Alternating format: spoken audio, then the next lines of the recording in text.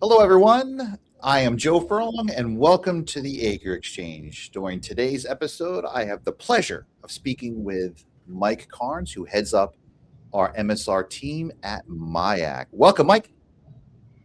Thank you, Joe. Thanks for having me. I'm excited to have this conversation. It's going to be talking about a lot of things. Of course, we're going to be talking about MSRs, but we may turn into talking about Diet Coke and or fishing. We'll see how it goes. I'm ready. So the first thing I need to point out, there behind you, you have all those signs, which I believe you call them tombstones, and it illustrates all of the transactions you've done. There's a lot. Tell me about what your team does. It seems like you do a little bit of everything and a lot of it. Yeah, thanks, Joe. That's just some of our more recent plaques for deals that we've executed on behalf of third parties here at MIAC. You know, as an example, we have two deals closing this month, one for 1.3 billion, one for 2.5 billion. And that ends up being an excellent source of market color for us. You know, people say, well, you know, how do you know that, you know, this value is accurate? Well, we feel confident in the values that we put out because of, if you think about it, MIAC is a little bit like a highway overpass. You know, we're seeing the deals execute. We are, even in instances where we don't broker the deal, you know, we do an average of, you know, 10, 12, 15, sometimes buy-side assignments on a monthly basis, where buyers will come to us and say, hey, I'm interested in this deal, whether that be a direct deal or whether that come through another third party. They will often reach out to us and say, hey, what should we bid on this? And, you know, we're happy to oblige our customers no matter what the situation is as it relates to MSRs. So you said you got two closing this month, Lord willing, the creek don't rise. Then there are billions of dollars. Is that an average size? Is that a big size? Is that a small size? When you say billion, it's, to me, it's like, that's a lot. But tell me how that works. It's probably an average size deal these days. I wouldn't classify it as large. Historically speaking, that would have been a large deal. You know, typically these days, we don't start thinking about a deal being large unless it's in excess of 5, 6, 7 billion. Wow. You know, and we look at the deal size partly because different buyers are going to be attracted to different deal sizes. If you're a large servicer who already has, you know, 1 million or more loans in your portfolio, they're probably not going to get super excited about a $100 million MSR offering. But with confidence, I can tell you, you know, I don't think we've gone out with a deal in probably years where we haven't attracted at least some interest regardless of the deal size. You may be dealing with a different circle of buyers, but, you know, there are plenty of buyers out there that can only look at deals of less than 200 million. There are buyers out there that can't look at a $10 billion deal, but maybe they can look at a $1 billion or $2 or $3 billion deal. So you really need to know who the buyers are, you know, who to approach with respect to each of the individual deals that we might go out with. And we know a lot of these folks, right, Joe? I mean, you know as well as I do, we have a large customer base here at MIAC. I think last year we valued a total of 48 trillion. And all right, hold on, stop a second. Let's hold on. I gotta interrupt you. 48 trillion with a T. Did I understand you correctly? With a T. So that's a lot. That's more than the U.S. market, right? Yeah, that's the equivalent of probably every mortgage servicing right in the country four plus times. So is that because I know you do? We're going to get to this momentarily. You do not only transact these MSR transactions, but you also do valuations for a variety of services. That's all in. That's everything that you handle, right? Correct. 48 trillion. Yeah. For any doubters out there who might be saying, it's too much to be true, we do have one assignment.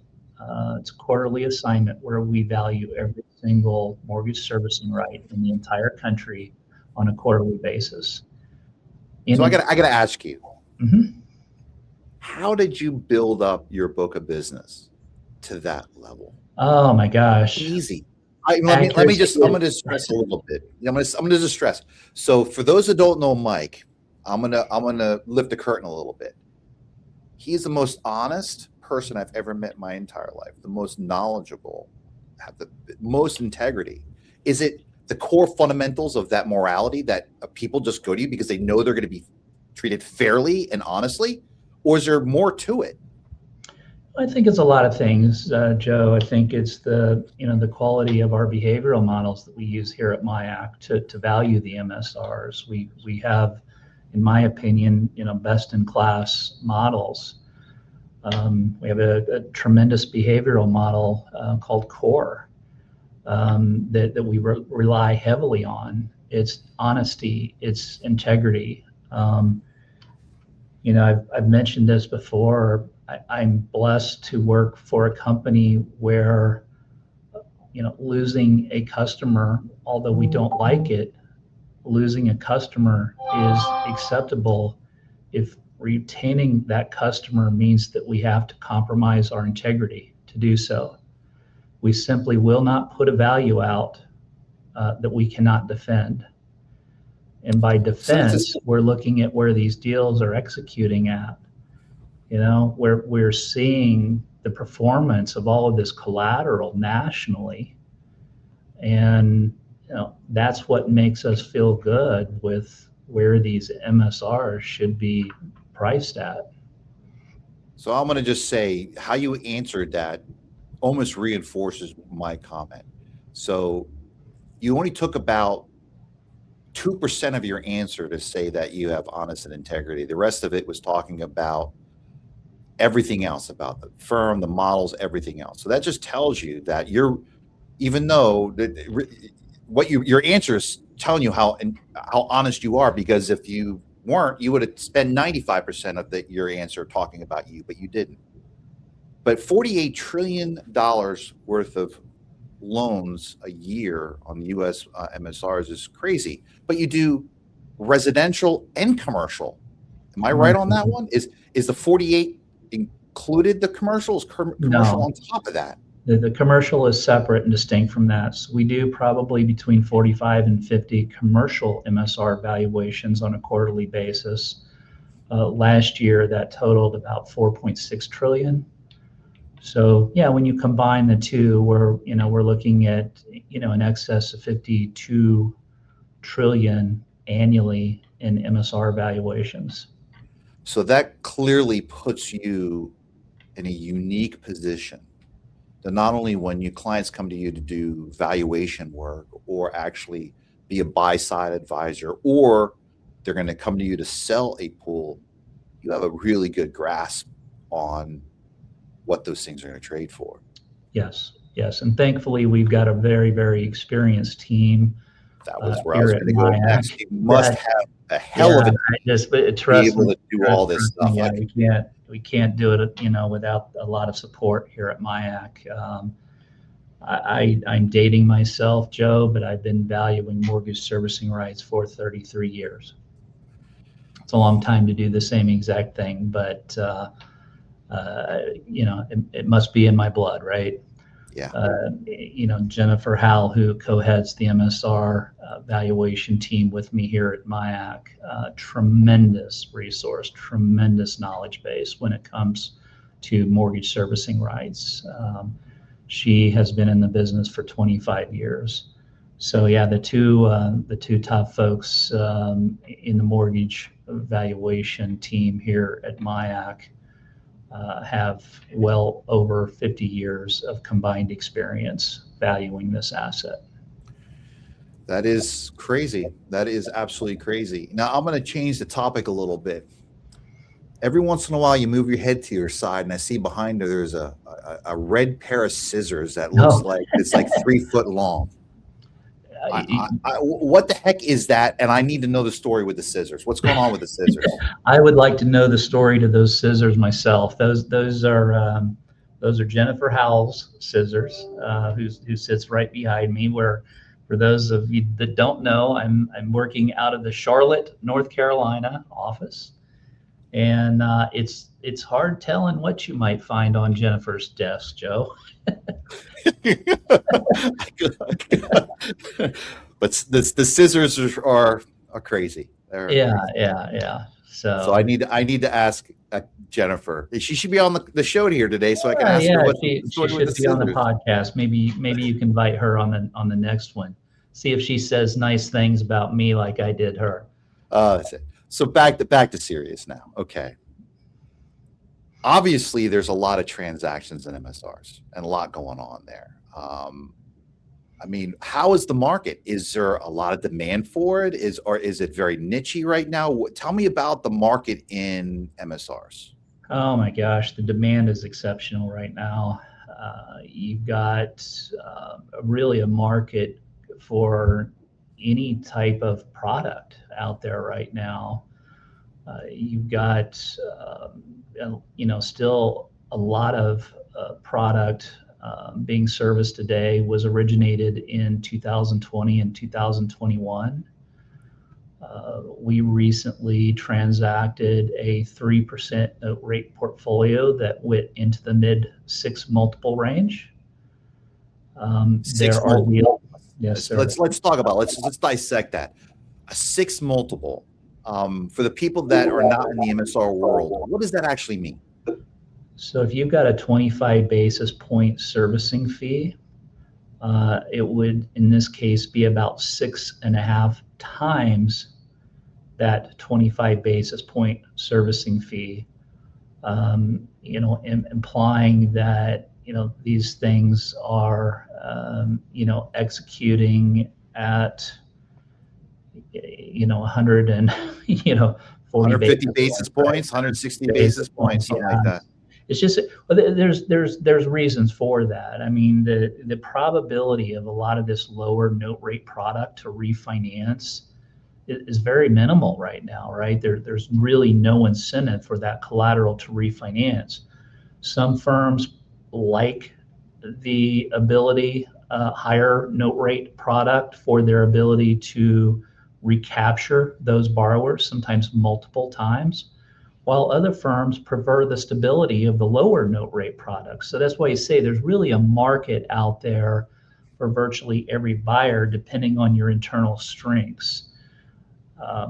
If you think about it, these firms buying 3% note rate collateral, these borrowers could theoretically, be in your portfolio for the next 10, 12, 15 years even.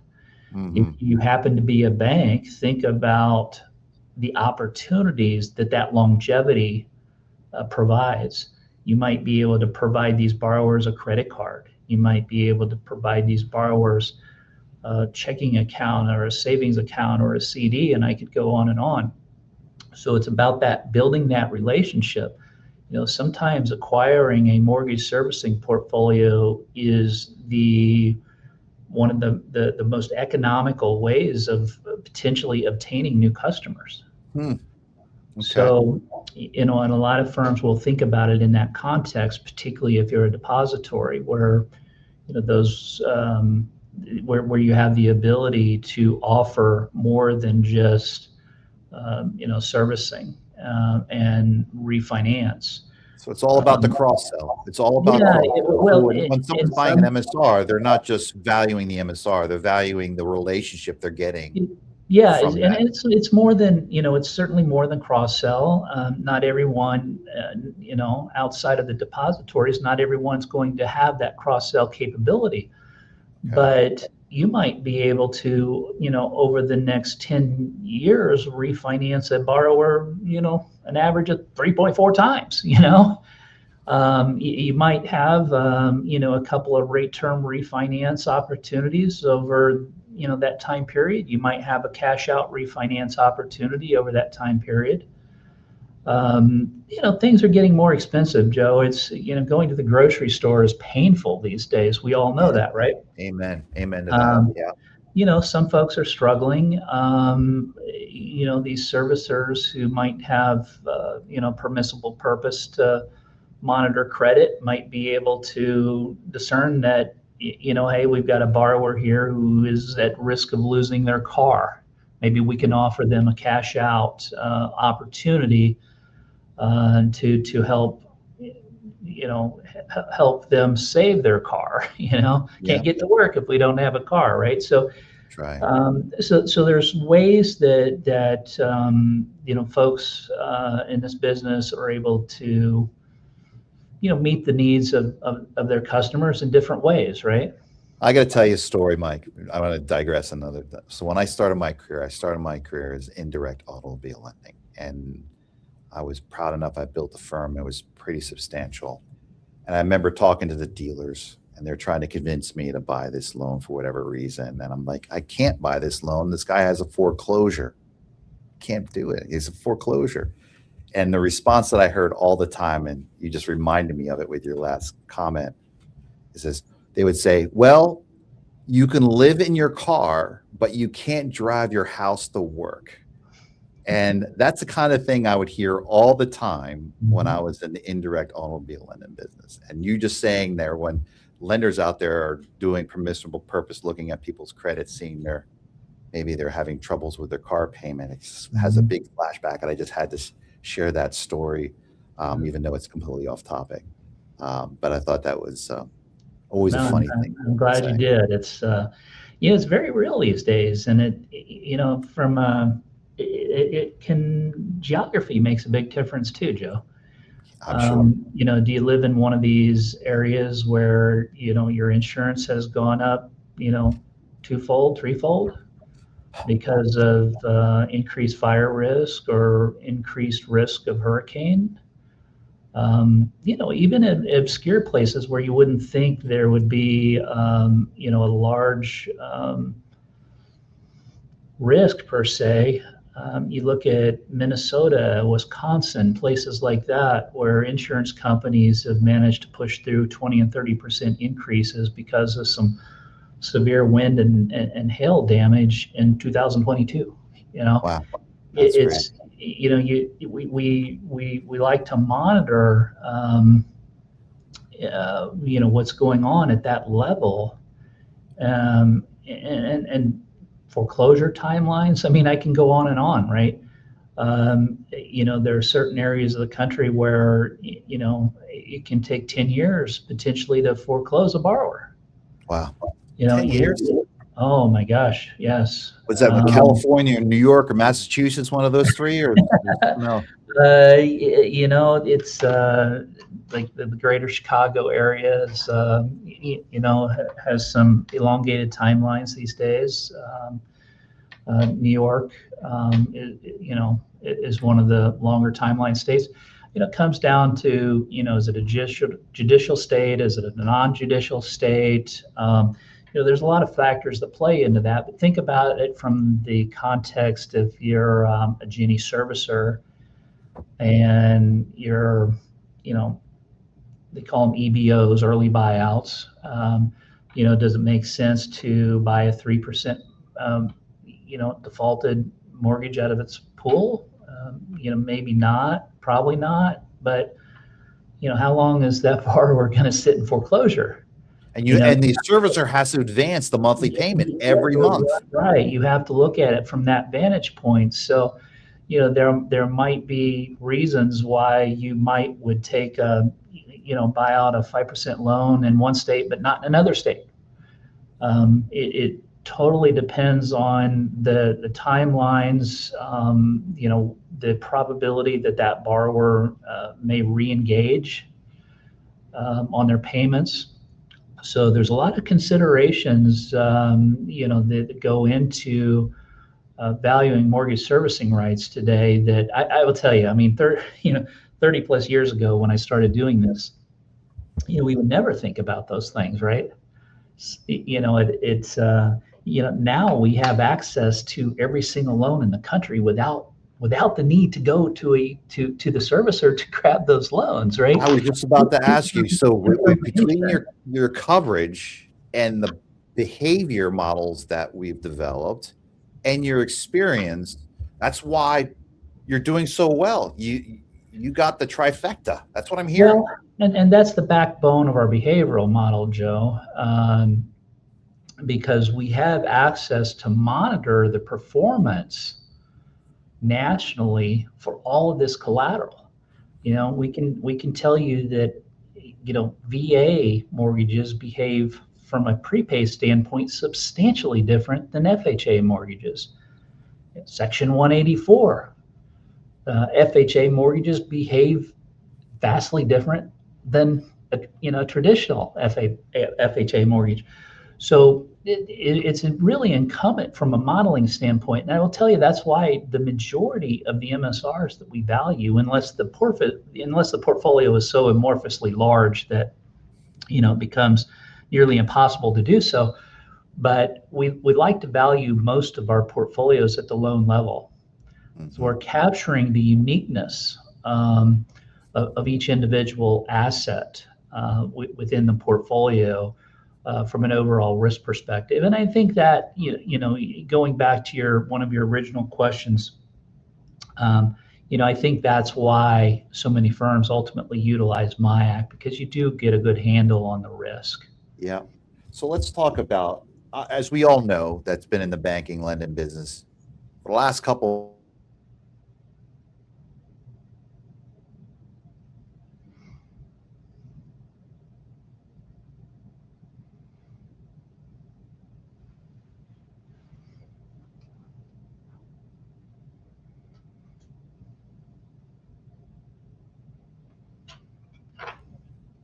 that gyration in the 10-year T-bill impacted agency loans, and how's that impacted you? Mm-hmm. Yeah. I mean, it does. There's and you did cut out there briefly, but I think I got the gist of your question. You look at some more recent events, the start of the Iran war, right? Yeah. In that 1 month, primary mortgage rates on average jumped about 45 basis points.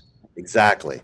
Yeah, it can have a meaningful impact on the value of the MSRs. Now, if you're sitting on a 3% mortgage and interest rates go from 6 to 6.5, it's not going to really impact your incentive to refinance, right?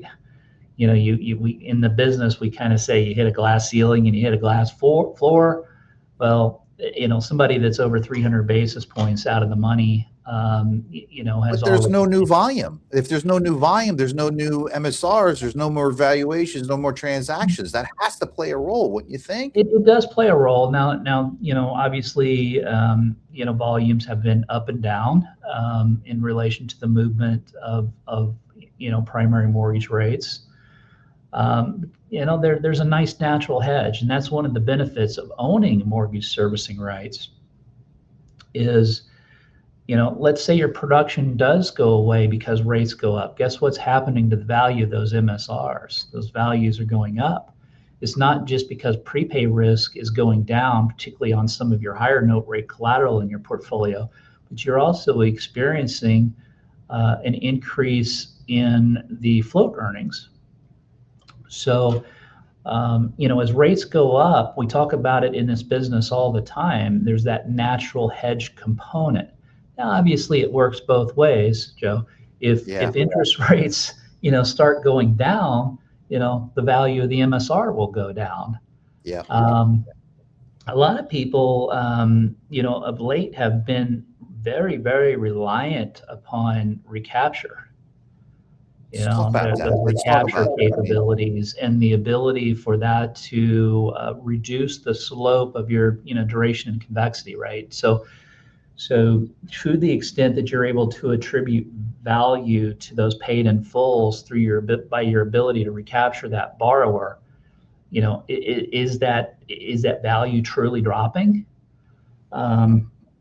the EITF recently recommended to FASB, and MIAC has been actively engaged with FASB on this, that they authorize the direct incorporation of recapture value into a fair market value for GAAP reporting purposes. Okay. It is highly anticipated that that change is going to take effect, and we heavily support that. That's a game changer. It really is a game changer, and a lot of folks have been doing it all along, but they've been doing it, in my opinion, not in the most transparent fashion. They might utilize a CPR that's effectively net of a recapture to get to that clearing price level. For me, it's all about transparency. It's not whether it should be in there, whether it should not be in there. It's about, if it's in there, I want to know that it's in there. And I will matter of factly tell you that we haven't traded a deal here at MIAC in probably 10 plus years. I've been at MIAC almost 17 years now. We haven't done a deal in 10 plus years where the buyer hasn't incorporated some amount of recapture benefit into their bid price. Because of that, we feel like it's appropriate to go ahead and allow that and to make it its own separate line item, which we do. We have done that for years. Just so we're not hiding it in the sauce. We don't want to lie to people and say, no, it's not in there just to clear an audit review, right? Yeah. We want to be able to say, yes, it's in here, and here's how much value is attributed to that recapture.